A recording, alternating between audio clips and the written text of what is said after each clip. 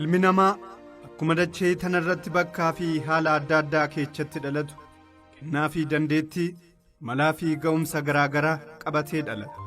Dandeettiiwwan qabaniinis namoonni dhuunfuma isaaniitiin ilmaan namaaf gumaata gurguddaa gumaachanii fi dhiibbaa garaagaraas taasisaa turanis jiru. Kuuwwan isaanii mootummaa dirree waraanaatti agarsiisanii uummata isaanii injifannoo kan gonfachiisan, warri kaan immoo baratanii ogummaa isaaniitiin rakkinoota jireenya addunyaa tanaa kan salphisanis danuutu dhalata. Faallaa kanaatiinis sababoota hammaatoo garaagaraa uumuudhaan jiru ilmaan namaa gidiraa hin jirre keessatti kan galchanis lakkoofsi isaanii mannaa lakkaa'u. Gama biraatiin ammoo qabaatus dhabus waan qabu lammii isaa waliin qooddatee nyaachuun beelaaf dheebuu uummata isaa kan qooddates hin dhimne.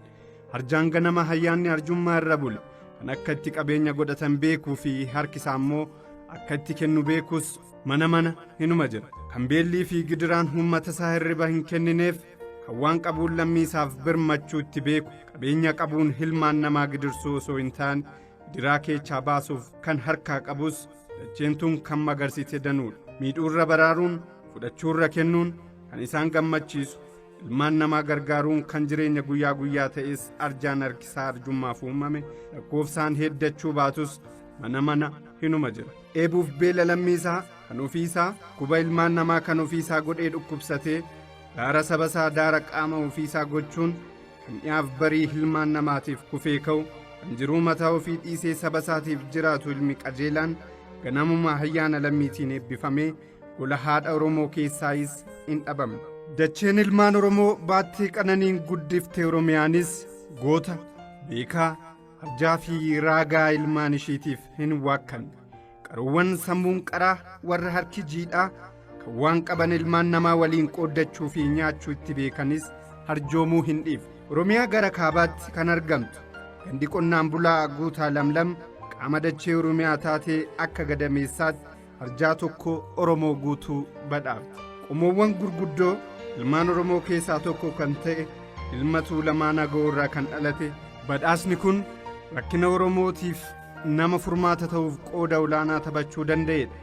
Ilmaan 50 ol kan horan abbaan arjaa kanaa Giraasmaach Dayyaasaa Birraa mana soddomoota keessatti ilmaan dureecha mooraa guutuu kan harki kennuu beeku ayyaana harjummaatiin heebbisanii saba Oromoo guutuudhaaf dhalchanii guddisanii gumaachan. Arjaa afaan dammaa, harki daadhii rooba kan akka itti kennan beeku, kan arjummaan irraa bareedu, abbaa hiyyeessa maraa kan laachuu malee waakkii hin beekne, akaakayyuu abbaa makkoo Dinquu Dayyaasaa Birraati. Iddoon dhaloota kiyyaa guutaa lamlam qabalee gabaree maabariidhaa gara sandaafaa kanatti dhaladhe. Kan guddadhe immoo naannoo Boosatii fi Karrayyuu keessatti guddadhe jechaadha. Oromoon akkuma beekamu haadha warraa baay'ee qaba.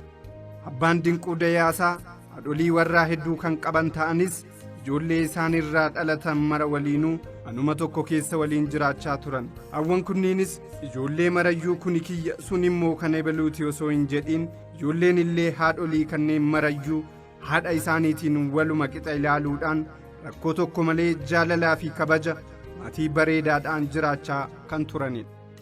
Jiruun keenya kan maatii kiyyaa abbaan kiyya mana tokkotti kan nu guddisu haati feete oggaa dhalte.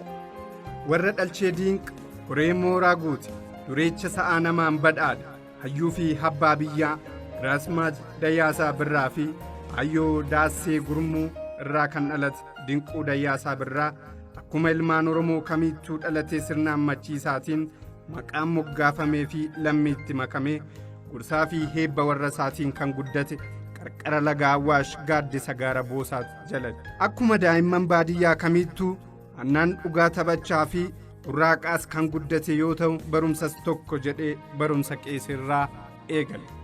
Ani kan baradhe Leencaa Gabreel kan jedhamu manni amantaa achi nu bira jira ture.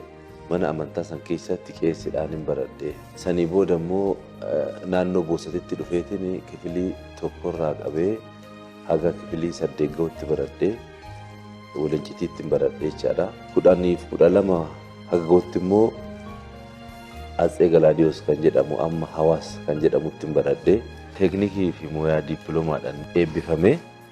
Sanii booda Nama cimaa tokko duuba nama cimaatu jira akkuma jedhamu abbaan qabeenya obbo Dinquu Dayyaasaas nama jiruu isaatiif dugunguruu lafee dugdaa fi harka mirgaa ta'uun jiruu isaa irraa qooddataa ture haadha manaa fi haadha ijoollee isaa kan taate addee Leensaa Phaawulos of maddiidhaa qabu. Addee Leensaan ilkaana abbaa manaa isaaniitiif haadha warraa jabduu ta'uun nama honnachiisaa jirus itti mi'eessaa turtedha. Obbo Dinquun ijoollee horanii kan diinqa guutan qabeenya soranii kan mooraa guutan jiruu isaanii jaalala keessatti haadha manaa isaanii addee Leensaa Phaawulos waliin qooddachuudhaan ati warraa jabduun tun goota kana ganama yoo bobbaaftu eebbiftee honnachiiftee galgalas yoo inni deebi'ee galu mana ho'aa qabattee fuula ifaan simachuun haamilee ta'aa fi nama bakka har'aa kanaan isa ga'uus dandeessedha. Haadha warraaf abbaa warraa laga tokko waraaban akkuma jedhamu lamaanuu hamala harjummaa uumamaan qabaniin walumaan saba isaaniif dagalee jiruu ta'uu dandahaniiru. Akaakayyuu abbaa makkoo kan ta'e Dinquu Dayyaasaa ijoollummaa isaatti gaammee haaddatee umurii ijoollummaa isaas taphaa fi burraaqaan herga dabarsee dargaggoomees abbaa bultii ta'uun ijoollee hedduus horachuu danda'eera. Ijoolleen kiyya hunduu ijoollee amma lamaan malee biyya Ameerikaa jiran. Ijoolleen immoo dirree qabsooti irratti wareegamtoota hin jiranii. Isaanis immoo biyya Ameerikaa jiran baay'een isaanii waliigalatti kaa ijoolleen guddifadhee fi kan dhalcheen walitti ijoollee gara 10 oliitiin qaba. Hanqarqaaru ijoollee 10,000 lakkaa'amu gootuu Oromiyaatirra jiran. Haa ta'u malee kan immoo akka abbaatitti yaamameetoo of jalatti guddifadhe ijoollee kiyyaa walitti. Dinquun ijoollee gudeeda ofiitiin alfate 10 ilmaan wareegamtootaa kan ofii guddifate 4 waliin walumaa galatti abbaa ijoollee 14ti. Ijoollee kanneen marayyuu walqixa kunuunsee barsiisuun abbaa Oromummaatti guddisuu irratti argamudhas. Maqaan kiyya Firaa'ol Dinquu Dayyaasaa jedhama. Ingiliffaan Walaasaa. I am a second child from my father. He's not just a father to me, but to the whole nation. We know what value he play, especially in Ethiopia. Bilisummaa Dinquu yookaan bilisummaa Galatoo jedhama. Abbaas 2 qaba.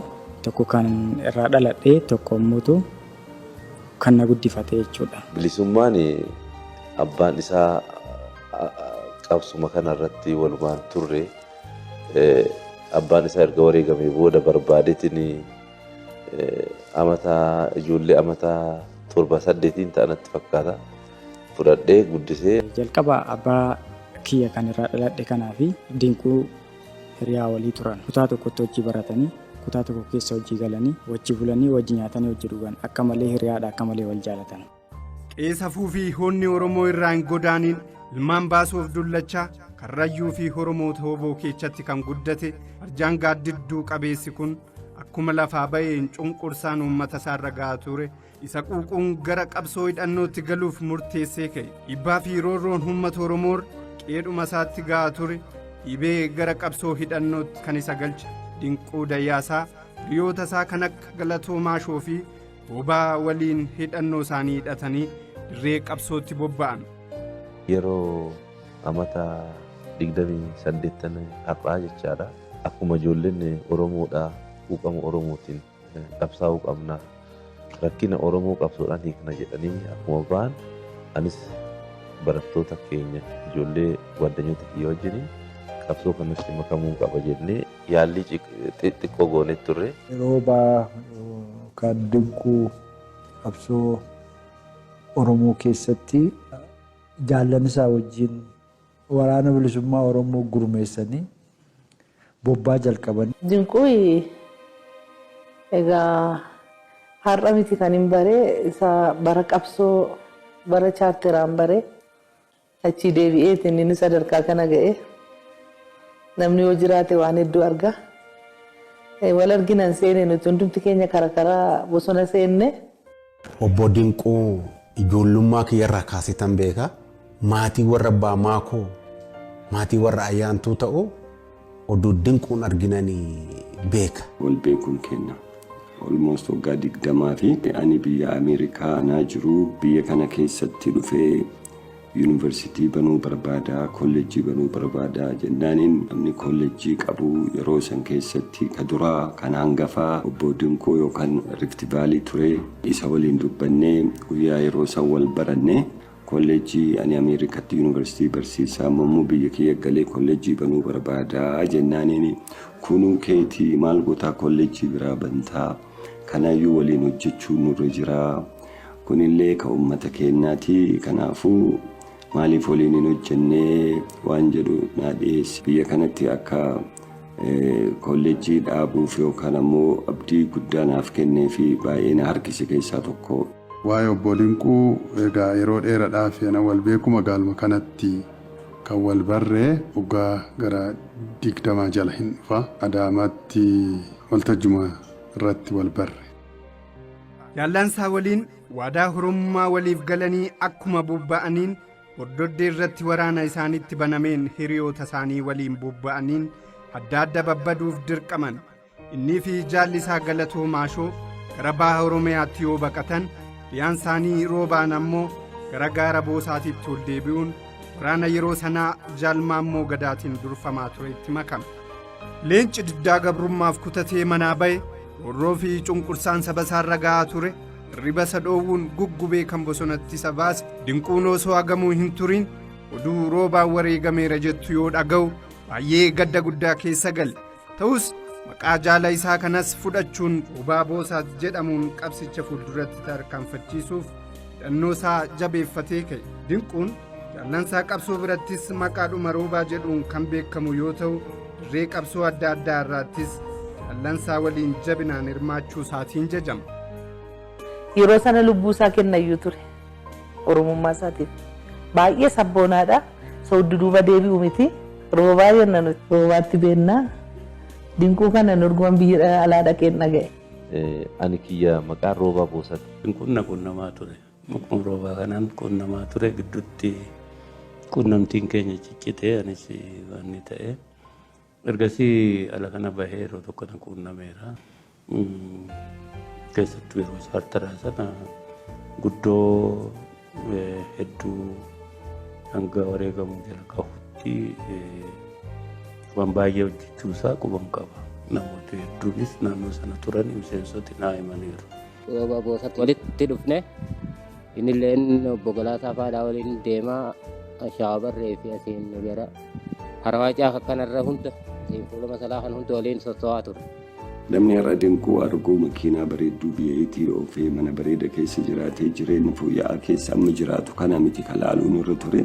Namtichi kun gaara keessa ture rakkoo sammara keessa bahee lola keessa ture Bogalaasaa Dilboo fa'aa waliin hojjetee sammuu isaa keessatti wanni kun jiraatee bilisummaa barbaade kan hojjechuu isaatiif ani baay'ee tokko dinqisiisa dhugaa dubbachuudha. Sababa isaatiin namni osoo hin beelain warri bulan warri qabsoorra jiran warra tokko lama miti evidensiin akkanaa himutti nama riili qabsoon isaa yookaan ammoo tattaaffiin inni godhe tokko waan akka malee dinqisiisu tokkodha.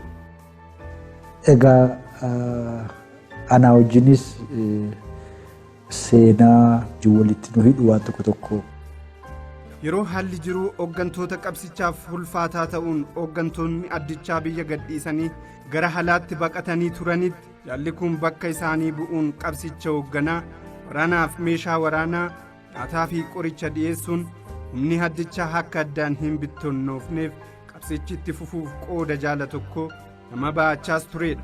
Hadhaa qabsoon hidhannoo gaafattu kamuu dhandhamuun hayyoo jaallanii galma yaadameen ga'uuf waadaa gale kabajuun jaala fuulduratti fageessee tarkaanfachaas turedha. Abaa'oon bosona sheennan galee niitii biran taa'u galee shunkurtiin qotadhu jee Dinquun nama waadaa hiriyaa isaan gatiin ta'uun beekbar. Galatoo Maashoon irraanfanne aniinan irraanfanne. Dinquu Dayyaasaa bakka barbaachisaa ta'etti hooggansas kennuun waan yeroof haalli eeyyamu hunda keessummeessuun kutataa abdiin jaallansaa abdachiisaa qabsaa'aa turedha. Bakka hooggansi hin jirretti akka hooggansarraa qajeelfama fudhachaa jirutti qabsaa'ota jaallansaa onnachiisuun kaayyoo manaa ba'eef tiksuuf goota bargaanfatee qabsaa'aas turedha.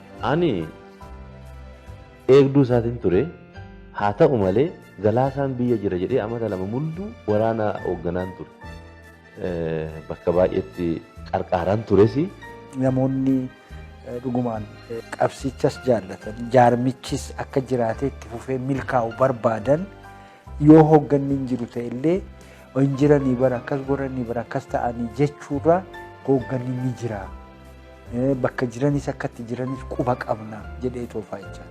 Gaafa Galaasaan dhufu roobamoo Galaasaa dhufee oduun kun roobaa eenyu akka ta'e hin beeknu. Edaa namni maqaa roobaa jedhamu kun edaa dinquudha. Hoogganoonni keenya gurguddaan yeroo shiftaa Somaaliitiin shiinikaa bakka jedhamutti wareegaman seenaa adda bilisummaa Oromoo keessatti hoogganoota lakkoofsa wayyaa ta'an lakkoo gurguddaa ta'an takka akkasitti hin dhabne jechaadha. Dirreen sun duwwaa taate jechaadha. Anaa fi namni miseensa lammii sabaa tokko Oromoos gidduu qofa ta'e jechaadha akka hoogganaatti. So chaalenjii salphaatu hin jiraanne hin jiraanne. Warri hafni kun maal lammaan booda maal ta'e warri hanqanii gagga'u kun dura akkas ta'e jechisiisaa jechaadha. Kanaafuu wanti murteessine maali? Waraana kanatti himamu jiru hooggantoonni keenya bobba'anii bakka tokko jiru waggaa lama ituu itti himuu tursineetu erga karaa bannee hoogganoota biyya alaa jiranitti hafan wal qunnamnee ergaan isaanirraa nu dhufee waggaa lama booda na yaadadhaa Raammis laga Raammis keessatti Qaalaayi bakka jedhamutti waraana keenya akka jirutti walitti qabnee waggaa lamaan har'aa dura hoogganoonni keessan dhumanii jennee jecha. Haga ammatti isin dhoksinee teenyee jenneetti himnee jecha. Gaafa wanti sun ta'etu itti himnee fi ammatti immoo garaagarummaa guddaa ture. Gaafa sana yeroo itti himne irra ta'e wanti faayidaa dhumte gaayyeedheetu deemaa jira.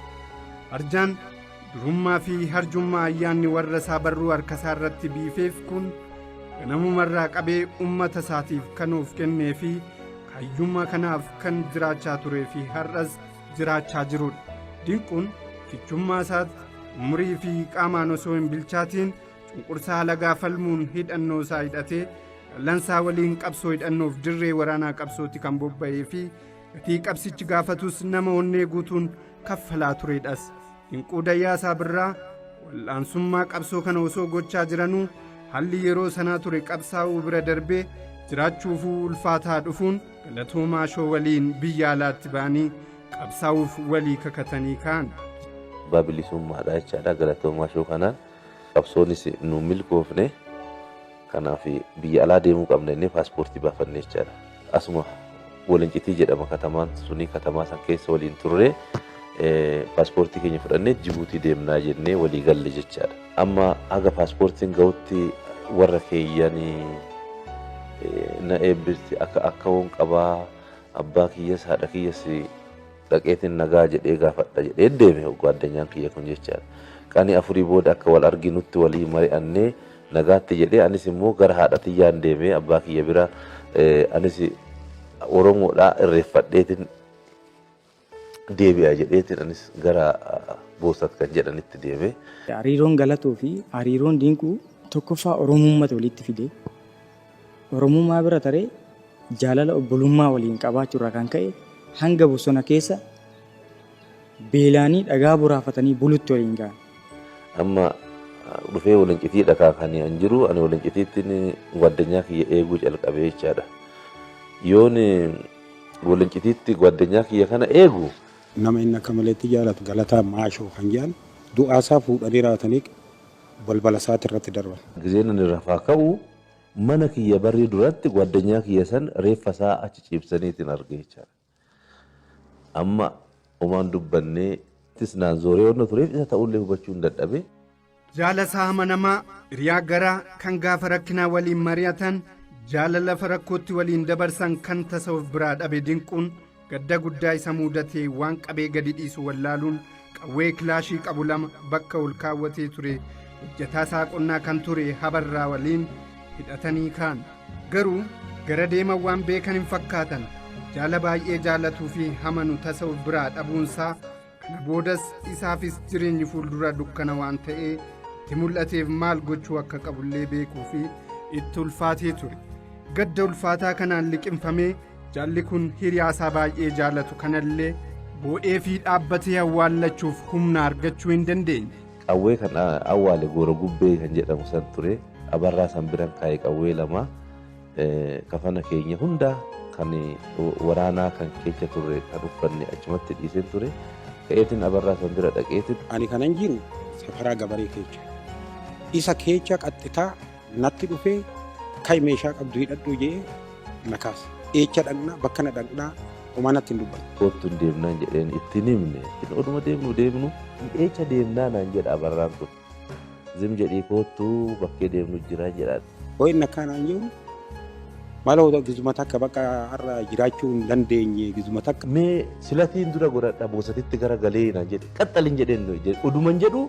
Karaa aspaaltiitti asii achi nu ba'uudhaa deemnu qaxxaamura gaara jalaan ayisuusin ifa ibsaa hoggaa dhuftu ofirra gara galee habala gidduu ifa alaanaa dhaamsi kan keechaa naa ibsi irratti qabe maaliif nu qabdan jennaan kafaltii malee daldala biyya keenya ooftanii oofuu hin dandeenye kafaltiin dabruu hin dandeenyu hin dandeeche meeqa kafaltan jennaan 3,000 jenna kutti bara kontiroobaandiidhaa kana waan fe'eef 3,000 kafalaa dabraa jennee hoggaa isaan irraa fuuneedha wannu jarri immoo maal nuu kenne akka jarra nu bicha miti gooddanyaan keenya duuba jira isaas gaafadhaati fuudhaa yaala. Abbaan isaanii nama abbaa ayyaanaa akka ta'e akkasumas immoo qabaataallee akka turan abbaa isaanii immoo abjuu gaarii akka qabuuf isaaniif nama guddaa akka ta'u nama onneedhaan waa hojjechuu danda'u nama sammuusaa bal'isee yaaduu danda'u. Abbaa Hayyaantuu fi dureessa maatii harka bal'aa qaccee abbaa makkoo warra qotee gumbii guute warra horee mooraa guuterraa hayyuu fi harjaan kun waa bayii hedduu keessa darbee qabeenya kanatti dhufuu danda'eera. Wanta sayyuu yaadee hin beekne mana barumsaa Boosaa Corraa kan jedhamu kan dur hobboo Maammoo Gadaa dhaabanii dargiin irraa fudhatee deebisee dhaabe. Gara kamiiniyyuu waan gaarii kamiyyuu kan uummata isaatiif yaaduu fi uummata isaatiif jiraatu ilmi sabaa kun carraa argate kamiiniyyuu uummata isaa ijaaruu mataa ol qabachiisuu fi uummata Oromoo rakkinaa fi cunqursaa jala ba'e arguuf dheebuu qaburraa kan ka'e kallattii bobba'e kamittuu waan qabuu fi danda'e kamiinuu nama saba isaaf waa gumaachuudha. Waan saba isaaf ni ta'a jedhee amanetti onnummaa isaarraa dugda jabeeffatee kan hojjetu dinquu yeroo gabaabaa keessatti miila fageeffatee tarkaanfachuus nama danda'edha. Boosaa Corraa Maammoo Gadaatti duraan dhaabe yaadannoo Maammoo Gadaa jedheetiin Boosaa Corraa timirti beet jedheetiin dhaabee raawwadheetiin. Kaafteeraa mana nyaataa waan tokko isa godhe. Isa baay'eedhaa itti amaneetis baay'ee biran teenye waanan gara Adaamaa dhufee mana barumsaa naaf yaadi jedhudha. Kanaan gara biizinasiitti galee biizinasii keessatti of argee jechaadha. Hawwiin keenya yeroo san keessatti waaqni bilisa nu uumetti gabrummaan garuu saba biraatiin nurratti hidhame kana gadda kana keessa waan jiruuf waraana ta'uudhaa fi waraanuu ta'uu biyya kiyya bilisumsuudhaaf kan fedhii qabu ture. Waa'ee daldalaa keessatti seenaa kan jedhu tokkollee kaayoon qabu ture.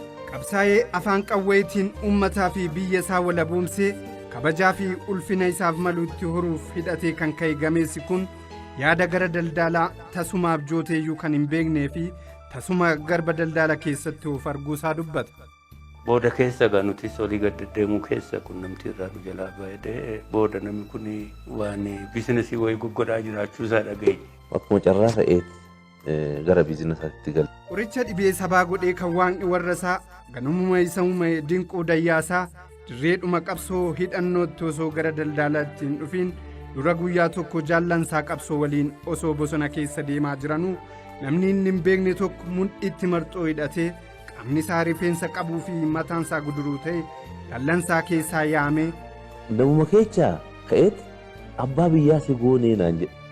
Si abbaa biyyaa si goonee gara manaa gali jedhee raageefii ture. Wanti kun bakkatti kan hin galiin ta'us gaaffiitti taanaan gaaffii isaa qabateetuma deemuu filate. Nama kana ergasiis guyyaa lama akka argee fi waanuma wal fakkaataa irra deebiin akka raagaa fi ture yaadatee dubbata arjaan kun. Namichimtu sunaan fakkaatu caakkaa keessa gizeen deemu na jalatti darbeet maalii naan jedhe maal taateen jedheen gali biyya kee maal goota asii naan jedhe ati abbaa biyyaati ati mootiidha naan jedhe gara biyya kiyyaatti hin galeechaa. Goonni halaa manatti qabsoo uummata isaa biraa hin hafne kun harka tokkoon ifumatti daldala isaa gaggeessaa harka wayyaa jalaatiin ammoo hooggantoota adda bilisummaa Oromoo fi miseensota qunnamuun deeggaraas tureera. Ammas booda jireenyaan erga wal argine booddees sabboonummaa cimaan irraa argee hojiin irratti bobba'ee fi jireenya inni gaggeessaa jiru adda ta'ullee gochuma adda addaa inni godhuuni itti fufuma dammaqiinsa sabboonummaa masa duraanii sana natti fakkaata. Namni hedduun qabeenyuma tokko qabuu fi waa gochuu barbaadu namuma quunnamuyyuu sodaatee irraa fagaatee gadeeme lakkoofsa guddaadha. Dinquun kana keessatti waan fedhe godhe maalii godhe riiskii kana fudhatee waan bal'aa kana barattoota qabsaa'ota warra artistoota darbe immoo akka gamna isaa waraanummaa Oromoo gaafasitti dhoksaadhaan gana gargaaru adda isa taasisa. Rasaasni miila kanaa fi harka kanarra na dheellee akka wallaanamu kagartee fuudhee na barbaadee wallaanamu na godhe keessaa isa tokko gara daa'immaatiif kanatti irra ol na fidanii Finfinnee tana duwwaa 15 kana keessatti bakkoota hedduun na yaalchisee na wallaansise takkaa dirree qabsootti illee nu biraan hafe. Ani caccabeetan seenattan cabe malee makiinan naan hin galabbatamne. Kana boombii natti darbaafte ni xaaliin na keessa ciise. Saba kanaaf qaroo ijaati jechuun ni xiqqaata. Yoon jedhu